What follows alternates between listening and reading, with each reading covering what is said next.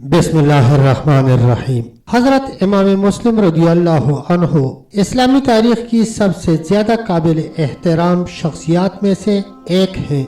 8वीं सदी इस्लामी तारीख का एक हंगामा खेज दौर था जिसमें इक़्तिदार की कशमकश, सियासी बदअमनी और समाजी तनाव नुमाया था। अब्बासी खिलाफत, जिसने हाल ही में उमवी खानदान का तख्ता उलट दिया था, अपनी ताकत को मुस्तहकम कर रहा था, जबकि मुख्तलिफ इलाकाई गवर्नर जैसे इब्न ज़ियाद कंट्रोल के लिए कोशां थे।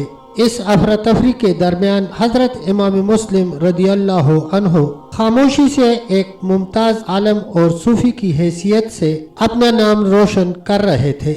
हजरत इमाम मुस्लिम रदियल्लाहु अन्हु जब कूफा पहुँचे तो बेवफा कूफियों ने आपके हाथ पर बैत करके फिर आपसे मुंह मोड़ लिया और आपका साथ छोड़ दिया और इमाम मुस्लिम रदियल्लाहु अन्हु तन्हा रह गए। रात का वक़्त था और इब्न ज़ियाद ने आपकी गिरफ्तारी के लिए शहर के चारों तरफ कड़ी निगरानी कर रखी थी।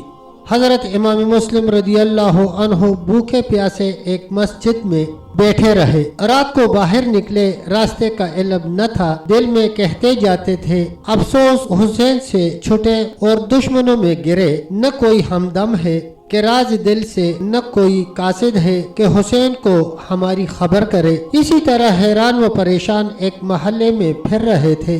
वहाँ एक बुढ़िया तोआ नामी को देखकर उससे पानी तलब फरमाया तो उसने पानी पिला दिया और ये मालूम करके कि ये गरीबुल वतन मुस्लिम है, उन्हें अपने मकान में जगह दे दी। उस औरत का बेटा इब्न ज़ियाद का आदमी था। उसने इब्न ज़ियाद को खबर दे दी कि मुस्लिम हमारे घर में है।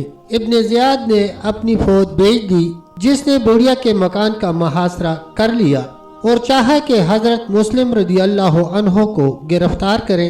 हजरत इमाम मुस्लिम रदियल्लाहु अन्हु को इस मुहासरा का पता चला तो आप तन्हा तलवार लेकर इब्न ज़ियाद के लश्कर पर टूट पड़े।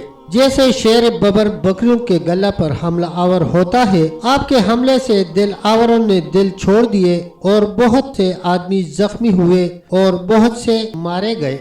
उन जालिमों ने फिर दर व दीवार पर चढ़कर आप पर पत्थर बरसाने शुरू कर दिए, जिससे हजरत मुस्लिम रदियल्लाहु अन्हु का बदन मुबारक खस्ता हो गया और एक पत्थर आपकी पेशानी पर लगा, खून बहने लगा। उस वक़्त आपने मक्का की तरफ रुख करके कहा, अब हुसैन, कुछ आपको अपने भाई खस्ता जिगर की भी खबर है कि इस पर क्या गुजरी और कूफियों ने उसके साथ क्या किया।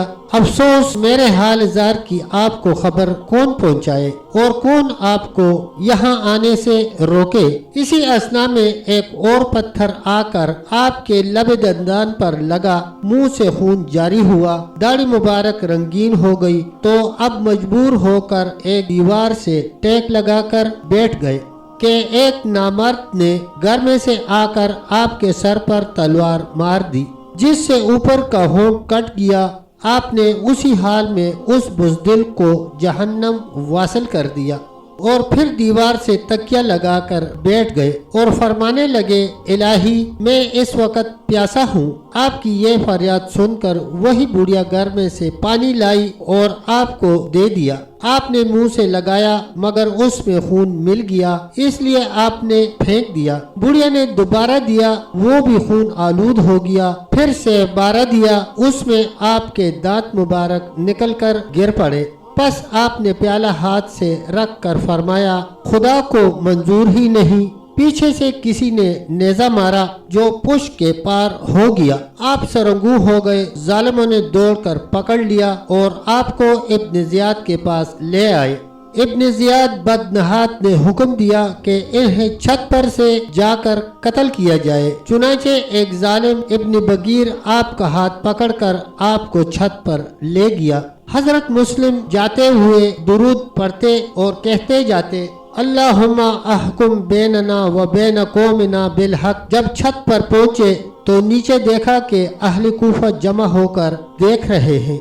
आपने फरमाया, कूफियों, जब मेरा सर तन से जुदा किया जाए तो बदन दफन करना और कपड़े उतार कर जो काफिला मक्का जाता हो हुसैन के पास भेज देना।